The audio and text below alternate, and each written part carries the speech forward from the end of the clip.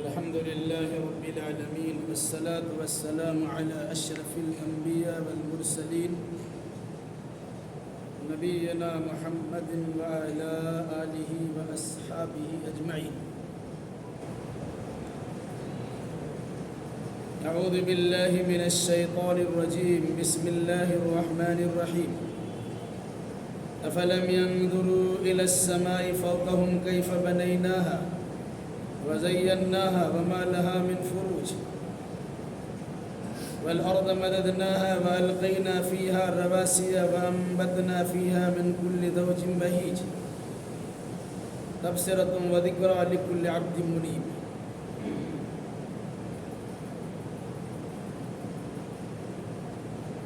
اس سے پہلے کی آیتوں میں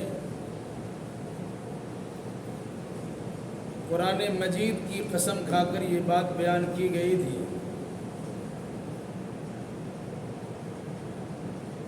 جب اللہ کی جانب سے رسول تشریف لے آئے اور اللہ کی کتاب قرآن مقدس کے ذریعے سے لوگوں کو سمجھانا شروع کیا تو کفار و مشرکین کہنے لگے یہ تو بڑی عجیب سی بات ہے،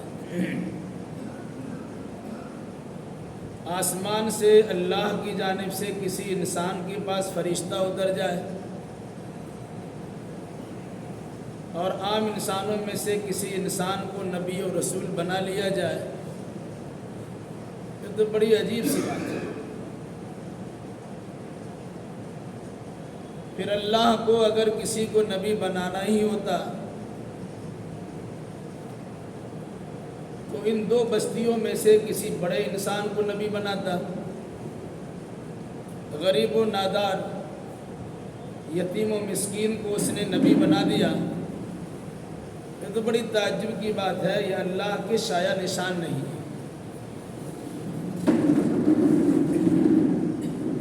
پھر اس پر سے یہ بات اس نبی کی جانب سے اللہ کے اس قرآن کے ذریعے سے یہ بات بیان کی جاتی ہے کہ انسان جب مر جائے گا اور مٹی سے دوچار ہو جائے گا بلکہ مٹی میں گھل مل جائے گا تو پھر انسان کو دوبارہ کیسے زندہ کیا جائے، جبکہ حالات و تجربات ہمارے سامنے ہیں، برسہ برس سے لوگ مر رہے ہیں اور مٹی میں دفن ہو رہے ہیں، آج تک کسی کو زندہ ہوتے دیکھا تو نہیں گیا۔ یہ تو بہت دور کی کوڑی ہے جو آدمی کو سمجھانے بجھانے کی کوشش کی جاتی کہ انسان مرنے کے بعد دوبارہ بیدار کیا جائے گا اور زندہ کیا جائے گا۔ اس پر قرآن مقدس نے اعلان کیا کہ زمین کے اندر جس مردہ کو دفن کیا جاتا اور مردہ کے جسم کے جس حصے کو زمین کھا جاتی، اللہ ان تمام چیزوں کو بخوبی جانتا ہے۔ علاوہ ازیں اللہ تبارک و تعالیٰ نے ایک رجسٹر تیار کر رکھا ہے جس کے اندر یہ چیز موجود ہے اور لکھی ہوئی اور درج ہے کہ فلاں تاریخ کو فلاں جگہ پر فلاں آدمی کو دفن کیا گیا، اور اس کی پوری کیفیت اللہ تبارک و تعالیٰ کی کتاب میں درج ہے۔ لیکن لوگوں کا حال یہ ہے کہ حق بات انہیں سمجھ میں نہیں آتی اور اس کی تکذیب کرتے ہیں، جھٹلا دیتے ہیں اور باطل و بیکار چیزوں پر اپنا عقیدہ جمائے بیٹھے ہیں، بیکار چیزوں پر یقین کرتے ہیں لیکن حق بات پر ان کا یقین نہیں ہوتا۔ اگر کچھ بات ماننے کے لیے تیار ہوتے بھی ہے تو شک و شبہ سے دو چار ہوتے ہیں۔ اس کے بعد کی آیتوں میں انسان کو سوچنے سمجھنے کی طرف رغبت دلائی گئی کہ اللہ کی بے شمار مخلوقات ہیں، بطور خاص دو بڑی مخلوق ہے جس کے نیچے آپ رہتے ہیں اور جس کے اوپر آپ رہتے ہیں، ان چیزوں پر بطور خاص توجہ دیجئے تو سمجھنا آپ کے لیے آسان ہو جائے گا کہ اللہ تبارک و تعالیٰ کتنا بڑا قادر مطلق ہے اور کتنا پاورفل ہے۔ اور جب انسان کی قدرت کا احساس، انسان کو اللہ کی قدرت کا احساس ہو جائے گا تو پھر کوئی چیز تعجب کی نگاہ سے نہیں دیکھی جا سکتی، اور کسی چیز کے بارے میں انسان تکذیب اور جھٹلانے کا معاملہ نہیں کر سکتا۔ چنانچہ فرمایا اللہ نے افلم ينظروا الى السماء فوقهم كيف بنيناها وزيناها وما لها من فروج۔ کیا یہ لوگ آسمان کو دیکھتے نہیں ہیں جو ان کے اوپر ہے؟ کیف بنیناها، ہم نے اسے کیسے بنایا ہے، وزیناها، اور ہم نے اسے کیسے آراستہ و پیراستہ کیا ہے، وما لها من فروج، اور اس میں کسی قسم کا کوئی رخنا، شگاف اور پھٹن بھی نہیں ہے۔ انسان کو سوچنے سمجھنے کا حکم دیا گیا اور غور و فکر کرنے کی دعوت دی گئی کہ آسمان کے مقابلے میں تمہارا وجود تو بالکل چھوٹا ہے۔ تم جو ہی اپنا سر اوپر کرو گے تو آسمان کی رفعت و بلندی تمہیں دکھائی دے گی، اور ساتھ ساتھ یہ تمہیں نظر آئے گا کہ تمہارے اوپر ایک مضبوط سائبان اور مضبوط چھت ہے جو پوری دنیا کو احاطہ کیے ہوا ہے۔ پھر ساتھ ساتھ بڑا خوشنما بھی معلوم ہوتا ہے، کبھی وہاں سورج جگمگاتا ہے تو رات کی تاریکیاں چھڑ جاتی ہیں اور دن کی روشنی نمودار ہو جاتی ہے۔ جب شام کے وقت میں سورج غروب ہوتا ہے تو آپ دیکھتے ہیں کہیں ستارے جھلملا رہے ہوتے ہیں اور کہیں اس چاند کے ذریعے سے روشنیاں پھیل رہی ہوتی ہیں۔ تو آسمان کو اللہ تبارک و تعالیٰ نے چاند و ستارے اور دیگر سیارات سے آراستہ و پیراستہ بھی کر رکھا ہے۔ علاوہ ازیں مضبوط چھت کی شکل میں اور بہترین سائبان کی صورت میں تمہارے سروں کے اوپر آسمان دکھائی دے رہا ہے۔ برس ہا برس سے یہ آسمان ہے، اس کی مرمت کرنے کی ضرورت نہیں پڑتی ہے، کہیں پیلر، کھونٹا اور کھمبا بھی نہیں ہے، کہیں کسی قسم کا شگاف اور سوراخ بھی نہیں ہے۔ انسان مکان بناتا ہے 10 20 50 سال کے بعد اس کی چھتیں گرنا شروع ہو جاتی، اور اگر میدان میں شامیانہ لگاتا ہے تو مختلف قسم کی تنابیں ٹانگتا ہے، کھونٹیاں گاڑتا ہے، رسیوں سے اسے باندھنے کی کوشش کرتا ہے، پھر بھی ہوا کا ایک جھونکا آتا ہے اسے اڑا کے ادھر سے ادھر کر بھی دیتا ہے۔ جبکہ یہ آسمان تمہارے سامنے مضبوط چھت کی شکل میں موجود ہے اور برس ہا برس سے موجود ہے، جیسا تھا ویسا ہی ہے، اس میں کسی قسم کی تبدیلی بھی نہیں ہے، اس کی رونق میں اور اس کی خوشنمائی میں کسی قسم کی کمی بھی واقع نہیں ہو رہی ہے، اور کہیں بھی اس میں شگاف، پھٹن، سوراخ اور رخنا دکھائی نہیں دے رہا ہے۔ ذرا غور تو کرو، جس اللہ نے اتنے بڑے آسمان کو شامیانہ کی شکل میں پیدا کیا اور اس کا سارا کنٹرول اپنے ہاتھ میں رکھے ہوا ہے، اس میں کسی قسم کا بگاڑ نہیں ہونے دیتا، وہ اللہ اگر تمہیں پیدا کیا، تمہیں قبر سے دوچار کیا، دوبارہ تمہیں زندہ کرے گا، اس میں تعجب کی کون سی بات ہو سکتی؟ وَالْأَرْضَ مَدَدْنَاهَا وَأَلْقَيْنَا فِيهَا رَوَاسِيَ وَأَنبَتْنَا فِيهَا مِنْ كُلِّ زَوْجٍ بَهِيجٍ۔ اگر اوپر نگاہ تم نہیں کر سکتے تو جس دھرتی پہ چلتے پھرتے ہو، رہتے سہتے ہو، تمہارے قدموں کے نیچے وہ زمین ہے، ذرا اس پہ غور و فکر کر لو کہ ہم نے زمین کو بچھا دیا، بچھونے کے طور پر پھیلا دیا۔ وَأَلْقَيْنَا فِيهَا رَوَاسِيَ، اور اس کو ڈوا ڈول ہونے سے بچانے کے لیے جگہ جگہ پہاڑوں کی شکل میں میخیں اور کھونٹیاں گاڑ دی۔ وَأَنبَتْنَا فِيهَا مِنْ كُلِّ زَوْجٍ بَهِيجٍ، اور پھر ہم نے اس میں ہر قسم کے جوڑ، قسم کے عمدہ نباتات، خوشنما نباتات پیدا کر۔ کہا ذرا غور کرو زمین پر، اسی مٹی سے تمہیں پیدا کیا گیا ہے، مٹی کا ادنا سا حصہ تمہارے جسم میں داخل اور شامل ہے، پوری مٹی تو بچھی ہوئی ہے، اس کی کیفیت پہ غور کرو۔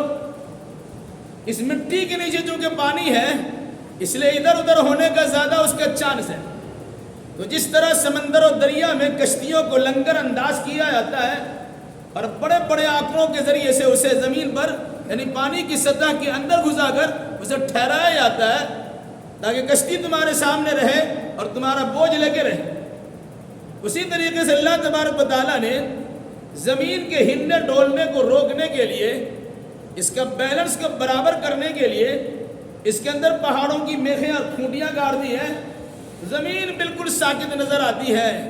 کہا اس پر بھی غور تو کرو، علاوہ دی اس زمین کو بچھا دیا تمہارے لیے رہنے کے لیے، اس کی صحیح سلامتی کے لیے اللہ نے پہاڑ کی کھوٹیں گاڑ دی، پھر تمہارے کھانے پینے کا نظم اور نسق کیا تو اس کے اندر اللہ تبارک و تعالیٰ نے مختلف قسم کے نباتات اگا دیے، خوش نما خوش منظر نباتات جو بے انتہا ہے اور تمہاری ضرورتوں کو پوری کرنے کے لیے کافی ہے۔ یہ سب کیوں ہوا؟ تبصرۃ و ذکر لکل عبد منیب، بصیرت کے لیے، عبرت و نصیحت کے لیے، ذکر یاد دہانی کے لیے، کس کے لیے؟ لکل عبد منیب، ہر اس بندہ کے لیے جو اللہ تبارک و تعالیٰ کی طرف رجوع کرنے والا۔ جو انسان اللہ کا رجوع کرنے والا بندہ ہوتا ہے، اللہ سے لو لگانے والا بندہ ہوتا ہے، وہ اللہ کا تیار کردہ آسمان کو بھی دیکھتا ہے اور اللہ کی بچھائی ہوئی زمین کو بھی دیکھتا ہے۔ کبھی آسمان میں غور کرتا ہے، کبھی زمین میں فکر کرتا ہے، اور ان دونوں میں غور و فکر کرنے کے بعد یہ تاثر لیتا اور دیتا ہے کہ اللہ تبارک و تعالیٰ کی قدرت کی کرشمہ سازی زبردست ہے جسے انسان پہنچ ہی نہیں سکتا۔ اس میں اللہ تبارک و تعالیٰ نے عبرت و نصیحت کا سامان رکھا ہے۔ انسان بلندی کو پہنچ جائے تو آسمان کو دیکھے، انسان جب پشتی میں چلا جائے تو زمین کو دیکھے۔ یہ دونوں اللہ کی عظیم مخلوقات ہیں اور پورا کا پورا کنٹرول اللہ تبارک و تعالیٰ کیے ہوا ہے۔ ان دونوں بڑی مخلوقات کے بالمقابل انسان تو بالکل چھوٹا ہے، اس کی ایسی چھوٹی ہے۔ چنانچہ قرآن نے کہا أَأَنْتُمْ أَشَدُّ خَلْقًا مِنَ السَّمَاءِ بَنَاهَا رَفَعَ سَمْكَهَا فَسَوَّاهَا وَأَغْطَشَ لَيْلَهَا وَأَخْرَجَ ضُحَاهَا وَالْأَرْضَ بَعْدَ ذَلِكَ دَحَاهَا۔ پوری تفصیل قرآن نے بتائی۔ کیا تمہارا پیدا کرنا مشکل ہے یا آسمان و زمین کا پیدا کرنا مشکل ہے؟ تم تو معمولی سے انسان ہو، تمہیں آسانی سے پیدا کیا سکتا ہے۔ اتنا بڑا آسمان اور اتنی بڑی زمین اسے اللہ تبارک و تعالیٰ نے بنایا اور بچھایا ہے۔ وَإِنَّا لَمُوسِعُونَ، قرآن کے نام وسعت بھی دے رہے، پھیلاتے جا رہے ہیں۔ جیسے جیسے انسانی آبادی بڑھتی چلی جا رہی ہے ویسے ویسے انسانوں کے لیے زمین بھی بڑھائی جا رہی ہے۔ اس لیے قرآن نے کیا کہا؟ أَلَمْ نَجْعَلِ الْأَرْضَ كِفَاتًا أَحْيَاءً وَأَمْوَاتًا، کیا ہم نے زمین کو زندہ اور مردہ دونوں کے لیے کافی نہیں بنایا؟ انسان زندہ تب بھی اس کے لیے کافی ہے اور مر جائے گا تب بھی اس کے لیے کافی ہے۔ اس میں غور و فکر کرنے کی تاکید کیا کہا؟ تبصرۃ و ذکر لکل عبد منیب۔ جو انسان بندگی کا حق ادا کرتا ہے اور اللہ کی جانب لو لگاتا ہے، ایسے انسان کے لیے آسمان و زمین دونوں کے اندر عبرت و نصیحت کا سامان موجود ہے۔ وَنَزَّلْنَا مِنَ السَّمَاءِ مَاءً مُبَارَكًا فَأَنبَتْنَا بِهِ جَنَّاتٍ وَحَبَّ الْحَصِيدِ۔ پھر فرمایا ہم نے آسمان سے بابرکت پانی اتارا، فَأَنبَتْنَا بِهِ جَنَّاتٍ، پھر ہم نے اگایا اس بارش کے ذریعے سے باغات، وحب الحصید، اور کاٹے جانے والے غلے، نباتات، پودے۔ آسمان سے بارش اتارنا، کل ما ہوا فوق ہوا السما، عربی کا مقولہ ہے، عرب والے ہر اونچی چیز کو آسمان کہتے ہیں۔ آسمان سے پانی گرتا نہیں ہے، وہ زمین میں دریا، سمندر اور ندی نالوں میں جو پانی ہے اسے سورج کی گرمی کے ذریعے سے بھاپ بنا کے اٹھایا جاتا ہے، یا کسی شکل میں اللہ تبارک و تعالیٰ اسے اٹھاتا، بادل کی شکل دیتا ہے۔ پھر اس کے بعد جہاں جہاں پانی برسانے کی ضرورت ہوتی ہے اللہ تبارک و تعالیٰ اس بادل کو وہاں پہنچاتا ہے۔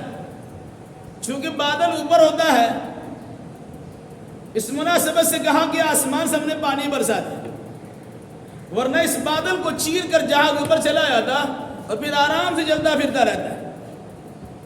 اگر کسی کا سفر ہوا ہو اور کبھی کبھی ایسا لگے کہ جیسے لگتا ہے کہ جہاز کی وہ پنکھیاں بادل کے حصوں کو کاٹ رہے تو کھڑ کر کر کر ہوتا ہے، کبھی خطرات بھی منڈلاتے ہیں، پھر کبھی حالات ایسے بنتے بالکل روئی کے گالوں کی طرح کہ وہ بادل ہوتا اوپر چلا ہے تو پھر آرام سے اسموتھ وہ چلتا رہتا ہے۔ پھر جب اللہ تبارک و تعالیٰ پانی برسانا چاہتا ہے اور جہاں چاہتا ہے وہاں پانی کو اللہ تبارک و تعالیٰ بادل بھیجتا اور پانی برسا دیتا ہے۔ پھر کرتا کیا؟ اسے قرآن نے کیا کہا؟ وَنَزَّلْنَا مِنَ السَّمَاءِ مَاءً مُبَارَكًا، ہم نے آسمان سے بابرکت پانی اتارا۔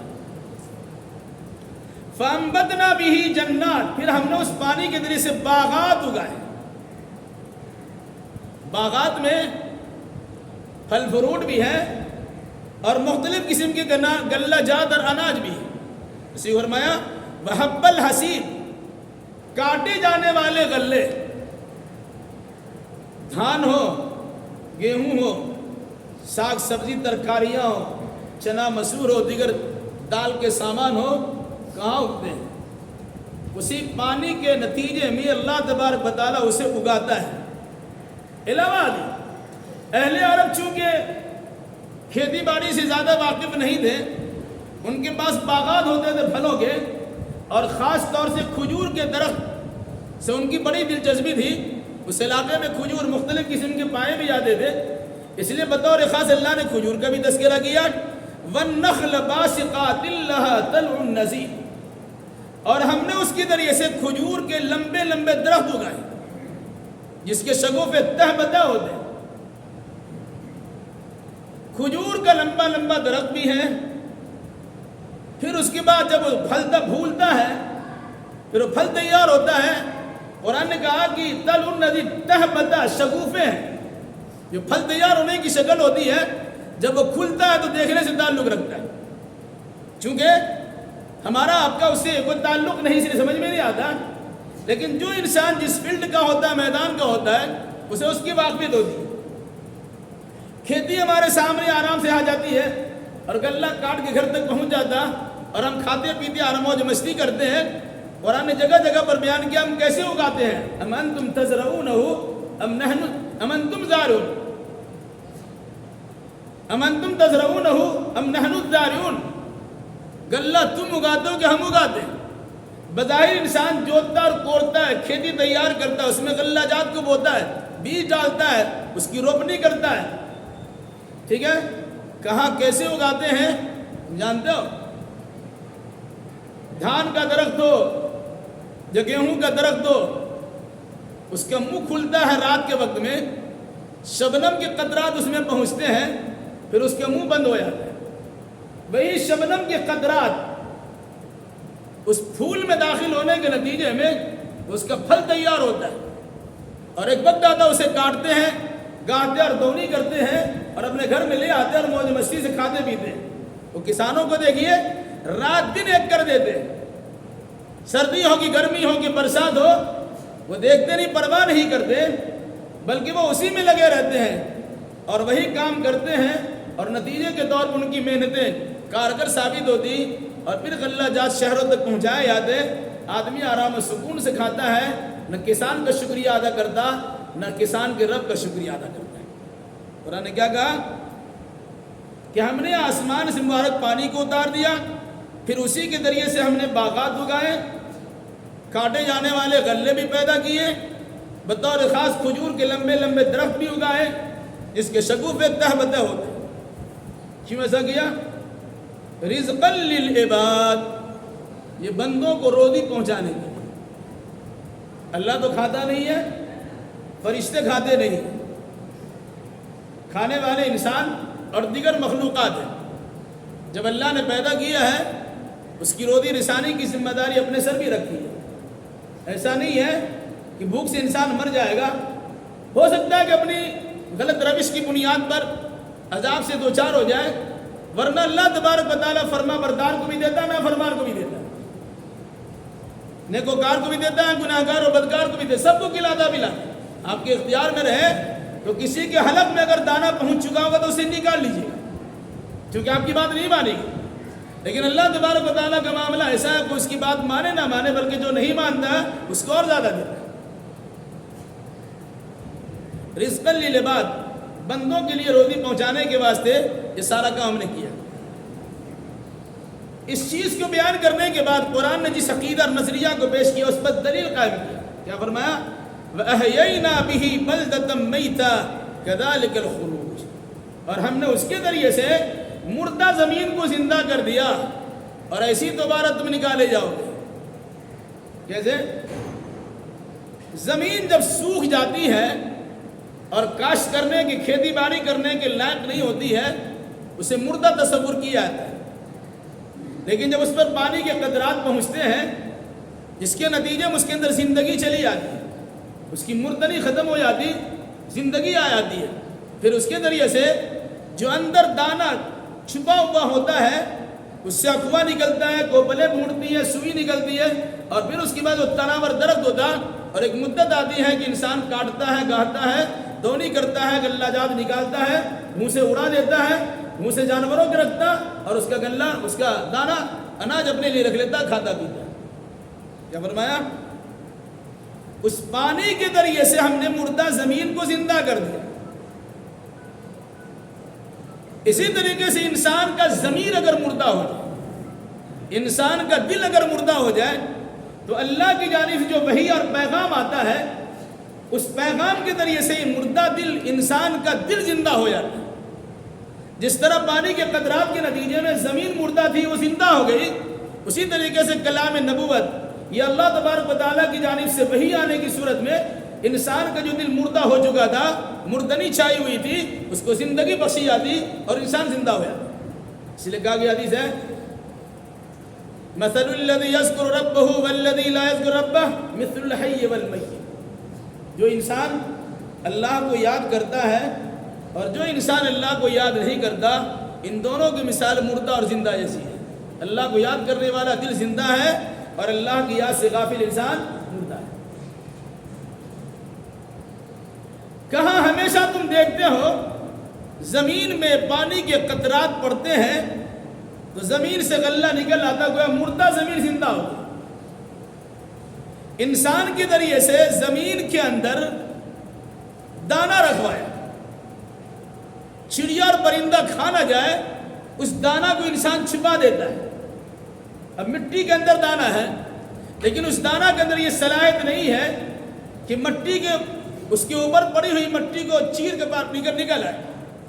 تو اللہ نے اس کے لیے آسانی پیدا کی، پانی دینے کے نتیجے میں زمین کو نم کر دیا، اس کو تر کر دیا، اس کو گیلی کر دیا، اسے ایک طریقے سے حلوہ بنا دیا کہ وہاں سے نکلنا آسانی سے ہو جائے، تو نکلنا شروع ہو گیا۔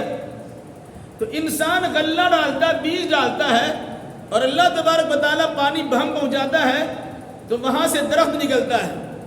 اسی اللہ کے حکم سے انسان زمین میں مردہ کو ڈالتا ہے۔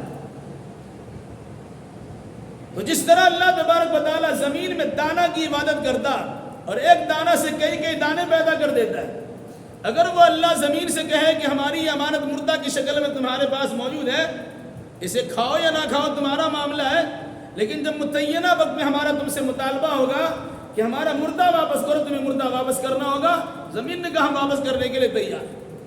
اسی قرآن نے کیا کہا؟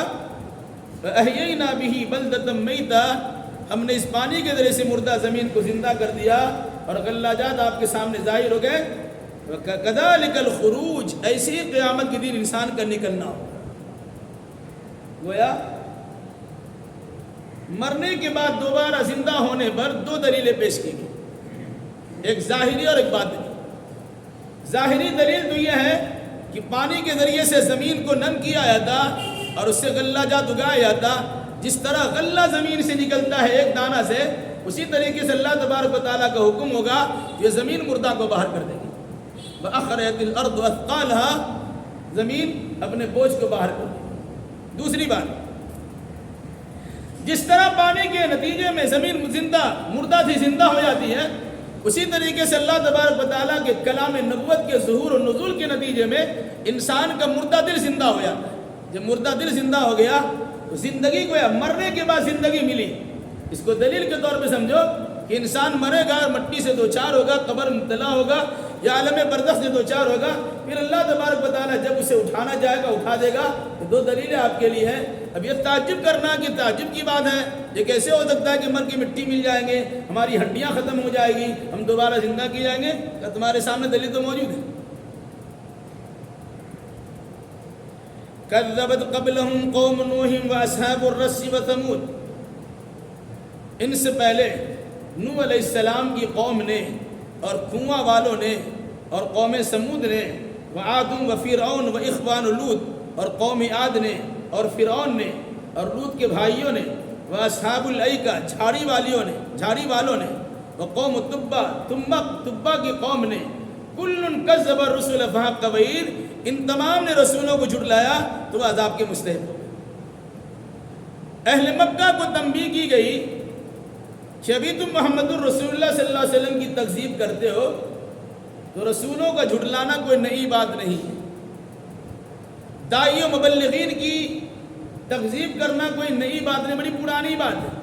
جو انسان خیر خواہی کے ساتھ کسی کے پاس آتا ہے، انسان اسی کو زیادہ جھٹلاتا ہے، اور اگر کوئی انسان لپاکی کرتا ہے، چاپلوسی کرتا ہے، اس کے ساتھ آگے پیچھے رہتا ہے، انسان اسی پہ فریفتہ رہتا ہے، گھما ہوا رہتا ہے۔ تو قرآن نے کہا سنو، اس اہل مکہ سے پہلے قوم نوح علیہ السلام کی قوم بھی نوح علیہ السلام کو جھٹلا چکی ہے۔ واصحاب الرس، کنواں والا، اس کا تذکرہ اصحاب الاخدود کے نام سے کیا گیا کہ خندق والوں نے جب ایمان لانے والے لوگ ایمان لائے، ان کے لیے خندق کھودا گیا، اور ایمان کے جرم میں ایمان لانے والوں کو خندق میں، آگ کے خندق میں جھونک دیا۔ کہا ان لوگوں نے بھی نبی کو جھٹلایا تھا، اس کی سزا کیا ہوئی؟ بعد میں وہی آگ اس کی ارد کے جو تماشا بھی بن کے بیٹھے ہوئے تھے اور اہل ایمان کو اس میں جھونک رہے تھے، اللہ تبارک و تعالیٰ کی جانب سے حکم ہوا اور آگ کے اندر اچھال پیدا ہوا۔ جو لوگ چاروں طرف سے تماشے بھی بن کے بیٹھے ہوئے تھے، اس آگ نے اندر سے نکل کر باہر کے سارے لوگ اپنے پھیرے میں لے لیے۔ تو کہا یہ اللہ کے عذاب سے دو چار ہو چکے ہیں۔ قوم سمود جس کا تذکرہ قرآن نے بار بار کیا ہے، یہ سنگ تراشی کرنے والے لوگ، پتھر کاٹ کاٹ کے بہترین عمارت اور محلات تعمیر کرنے والے لوگ تھے، اور قوم عاد تو لمبے تڑنگے تھے، عظیم الجثہ طویل الہیکل۔ قرآن کہتا ہے الذی لم یخلق مثلھا فی البلاد، ایسی جماعت یا ایسے افراد تو دنیا میں پیدا ہی نہیں کیے گئے۔ اتنی مضبوط قسم کے لوگ تھے، اتنے طاقتور لمبے تڑنگے قسم کے لوگ تھے، اللہ تبارک و تعالیٰ نے جب تباہ کرنا چاہا تو کوئی ٹائم نہیں لگا، اسے بھی برباد کر دیا۔ قوم سمود بھی تباہ ہے اور قوم عاد بھی تباہ ہے، ان لوگوں نے جھٹلایا تھا۔ وفرعون واخوان لوط، اور فرعون نے بھی جھٹلایا، موسیٰ و ہارون کو فرعون نے جھٹلا دیا۔ وہ تو اتنا پاورفل تھا، انا ربکم الاعلیٰ کہتا تھا، میں سب سے بڑا رب، اس کی ساری ہگڑی نکل گئی، سارا غرور پندار گھمنڈ خاک میں مل گیا۔ جو انسان اس کے خلاف بولتا تھا دیوار میں چنوا دیتا تھا، کھڑا کیا پلیٹ ٹھوک دیتا تھا۔ لگا فرعون ذی الاوتاد، ٹھونٹیوں والا فرعون، اس نے بھی موسیٰ و ہارون کو جھٹلایا، تو اللہ تبارک و تعالیٰ نے پانی کے ذریعے سے ڈبو دیا، اور اخیر وقت میں پانی کہ جب پانی پی پی کے پریشان ہو گیا ڈوبتے ہوئے، تب کہا میں بنی اسرائیل کے رب پر ایمان لاتا ہوں۔ اس وقت ایمان لانے سے کوئی فائدہ نہیں۔ حضرت ابراہیم علیہ السلام کی بھتیجی حضرت لوط ہے، اس کی قوم نے بھی ان کو جھٹلا دیا، کہا یہ لوگ جھٹلانے والے لوگ ہیں۔ واصحاب الایکہ، جنگل جھاڑی والے، مراد حضرت شعیب علیہ السلام کی قوم کا تذکرہ ہے۔ اس کے بارے میں کہا تھا کہ مدین کے علاقے کے قریب کچھ جنگل تھا جس میں مختلف قسم کے درخت تھے۔ ایکا نامی ایک درخت تھا جو پیپل کے درخت کی طرح کا ہوتا تھا، لوگ اس کی پوجا پاٹ کرتے تھے۔ حضرت شعیب علیہ السلام ان کی تبلیغ کرنے کے لیے نکلے اور کہا کہ تم اللہ کے سوا کسی غیر اللہ کی پرستش نہ کرو، یہ درخت بھی اللہ تبارک و تعالیٰ کی مخلوق ہے اور مخلوق عبادت کے لائق نہیں ہوتی ہے۔ پھر ناپ تول میں کمی کرنے سے متعلق انہیں سمجھایا بجھایا، لیکن لوگ ان کی بات ماننے کے لیے تیار نہیں۔ میں کہا واصحاب الایکہ، درخت والے، جھاڑی والے، جنگل جھاڑی والے نے بھی اپنے زمانے میں نبی کو جھٹلا دیا تھا۔ وہ قوم تبا کی قوم نے بھی جھٹلایا۔ تبا کون ہے؟ یمن میں ایک دور میں جب بادشاہ ہوتا تھا اس کو تبا کہا تھا، جیسے مصر کے بادشاہ کو فرعون کہا جاتا، حبشہ کے بادشاہ کو نجاشی کہا جاتا، روم کے بادشاہ کو قیصر کہا جاتا۔ فارس کے بادشاہ کو کسرا کہا جاتا، یا ہمارے وزیر اعظم کہا جاتا، تو اس انداز کے وہ نام ہوتے تھے۔ تو کہا وقوم تبع، یمن کے بادشاہ کی قوم نے بھی جھٹلایا تو اللہ تبارک و تعالیٰ نے بھی اسے عذاب سے دوچار کر دیا۔ پھر فرمایا، کیا فرمایا؟ کل کذب الرسل، ان تمام نے اپنے اپنے زمانے کے رسولوں کو جھٹلایا۔ نتیجہ کیا ہوگا؟ فحق وعید، تو ان پر عذاب ثابت ہو گیا، میری جانب سے عذاب کا فرمان جاری ہو گیا کہ جن جن لوگوں نے نبیوں کی مخالفت کی ہے اور اپنی اصلاح کرنے کی کوشش نہیں کی ہے، ان تمام کو تباہ و برباد کر دیا۔ چنانچہ جن کا تذکرہ بطور خاص کیا گیا، نوح علیہ السلام کی قوم طوفان نوح میں تباہ و برباد ہوئی، اور ماننے والے نوح علیہ السلام کے ساتھ کشتی میں سوار ہوئے اور محفوظ ہوئے۔ جہاں پانی اتنا زیادہ ہوا، جودی پہاڑ کی چوٹی تک پانی پہنچ گیا، جہاں بچنے بچانے کوئی سوال پیدا نہیں ہوتا ہے، لیکن اللہ تبارک و تعالیٰ نے اس کشتی کے اندر نوح علیہ السلام کو اور ان کے ماننے والوں کو بچایا، باقی کو ڈبو دیا۔ اسی انداز سے جن جن قوموں کا معاملہ بطور خاص، پھر فرعون کا تذکرہ ہوتا، بڑا جابر و ظالم حکمراں، حکومت کرنے والا نشے میں چور تھا، اللہ نے اسے بھی تباہ و برباد کر دیا۔ کہا ان گزشتہ قوموں کے بالمقابل مکہ والے کوئی حیثیت نہیں ہے، ان کے پاس تو کچھ نہیں ہے، ان کے پاس سرداری بھی نہیں ہے، ان کے پاس مال و دولت کا انبار بھی نہیں ہے، ان کے پاس انسان کی کثرت تعداد بھی نہیں ہے، یہ طاقتور بھی نہیں ہے، یہ پڑھے لکھے لوگ بھی تو جاہل ان پر قسم کے لوگ ہیں، ان کو تباہ کرنا تو چٹکیوں کا کام ہے۔ کیا کہا قرآن نے؟ کہا کل کذب الرسل، گزشتہ ان تمام لوگوں نے اپنے اپنے رسولوں کو جھٹلایا، فحق وعید، تو اللہ کی جانب سے وہ سب کے سب عذاب کے مستحق ہو گئے اور انہیں عذاب سے دوچار کر دیا گیا۔ بتانا مقصد کیا ہے کہ اہل مکہ، اگر تم بھی رسول کی مخالفت کرو گے اور اپنی مخالفانہ روش سے باز نہیں آؤ گے اور قرآن کے خلاف جو تمہارا مزاج ہے، اپنے مزاج و نظریہ کو بدلو گے نہیں، تو پھر اللہ تبارک و تعالیٰ کا فرمان جاری ہوگا اور تم بھی تباہی و بربادی سے دوچار ہوگا۔ افعینا بالخلق الاول، کیا ہم پہلی مرتبہ پیدا کر کے تھک گئے ہیں؟ انسان کو تو پیدا اللہ نے کیا ہے، کوئی دوسرا تو پیدا نہیں کیا۔ تو جو اللہ انسان کو پیدا کر سکتا ہے، اس کا فرما تیار کر سکتا ہے، تو فرما تیار کرنے میں دیری ہوتی ہے۔ جب ایک بار فرما تیار ہو گیا، تو کسی کو دیا کاٹو تیار کرو، کارخانوں کو جا کے دیکھ لیجئے، جہاں سامان تیار ہوتے ہیں، فرما تیار کرنے والے کی بڑی قیمت ہوتی ہے، اسے اچھی خاصی رقم تنخواہ کے طور پر دی کہ اسے ہائر کیا جاتا ہے، بھائی آپ کا کام ہی ہے فرما کاٹنا۔ باقی جو ورکر لوگ عام ہوتے ہیں وہ اپنا اسی مناسبت سے کام کر لیتے ہیں، کٹر ماسٹر کی قیمت زیادہ ہوتی ہے، تو اس کے بعد تو دوسرا کام کرنا تو آسان ہو جاتا ہے کہ جب اللہ تبارک و تعالیٰ نے انسان کے ایک فرما تیار کر دیا، وہ تو فرما موجود ہے، اس فرما کے مطابق دوبارہ تیار کرنا تو اور آسان ہوگا۔ کیا افعینا بالخلق الاول، تو کیا ہم پہلی مرتبہ پیدا کر کے تھک چکے ہیں کہ دوبارہ نہیں پیدا کر سکیں گے؟ ہرگز نہیں۔ اللہ کے تھکاوٹ نام کی کوئی چیز نہیں ہے، اسے اونگ بھی نہیں آتی، نیند بھی نہیں آتی، تھکاوٹ بھی نہیں ہوتی۔ بل ہم فی لبس من خلق جدید، بلکہ یہ لوگ نئی تخلیق سے متعلق شک و شبہ میں پڑے ہوئے ہیں۔ آخر آخرت کے انکار کرنے کی وجہ کیا ہے؟ وجہ یہی ہے کہ ہم تو دیکھتے ہیں کہ انسان مرتا ہے، مٹی سے مل جاتا ہے، آج تک تو کوئی زندہ نہیں ہوا ہے، اور یہ کہہ رہے ہیں کہ زندہ ہو جائے گا، کیسے ہم اس کی بات مان لیں گے؟ تو شک و شبہ میں پڑے ہوئے ہیں۔ کہا اس شک و شبہ کی چادر کو اتار پھینکو اور یقین کر لو کہ جو اللہ پہلی بار پیدا کر سکتا ہے، وہ اللہ دوبارہ بھی پیدا کر سکتا ہے۔ جس اللہ نے انسان کا مٹیریل تیار کیا ہے اور مٹی کے جگہ جگہ حصے جزوں کر کے انسان کو بنا دیا ہے، وہ سارا کا سارا معاملہ، پورا ذخیرہ اللہ کی کتاب میں درج ہے۔ کون کہاں سے تیار کیا گیا، کہاں زندگی گزارے گا، کہاں موت سے دوچار ہوگا، کہاں دفن کیا جائے گا اور کب اس کو اٹھایا جائے گا، یہ ساری چیزیں اللہ تبارک و تعالیٰ کی کتاب میں درج ہے۔ اب تمہیں شک و شبہ پڑھنے کی ضرورت نہیں۔ پھر بھی اگر شک و شبہ کرتے ہو تو اپنی بھلائی تمہارے ہاتھ میں، اپنی برائی تمہارے ہاتھ میں ہے۔ تم چاہو تو عقیدہ درست کر کے اللہ کی جانب سے بھلائی لے لو، اور چاہے تو عقیدے کی خرابی پر قائم رہو اور دنیاوی سزا کے مستحق ہو اور بننے کے بعد بھی عذاب سے دوچار ہو۔ اللہ ہمیں اور آپ کر جملہ مسلمانوں کو کتاب و سنت کی روشنی میں صحیح عقیدہ اور صحیح اعمال بجا لانے کی توفیق